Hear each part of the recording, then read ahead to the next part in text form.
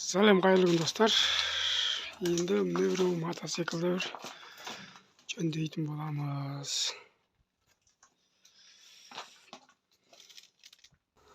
Бұл енді малдағы құлдардың көктемде төлге тебетін мотоцикл болатын.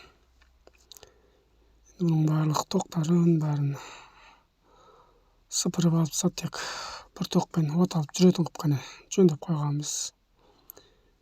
Енді осыны көктемге қарай дайындап қою керек. Соны ремонттайтын боламыз.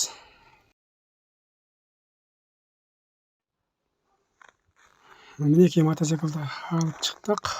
Енді осыны көктемге дайындау керек. Қытайский мотор, шуаңшы деп қойыпты.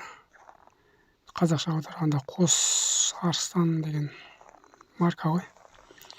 Өзіңіз көргендей міне спилине жоқ. Жартылай автомат бұл мотор.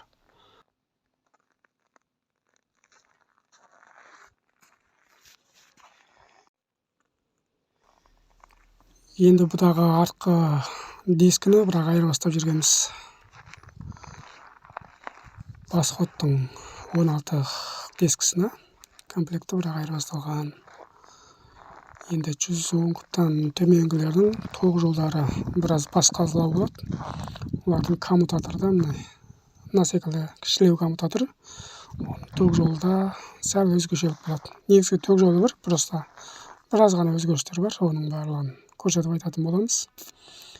Бұның алдыңғы парлары, повороттары барлығы толық болған. Енді біз оған тек газдың тросын ғана қалдырып та барын сыпырып алып тастағанбыз.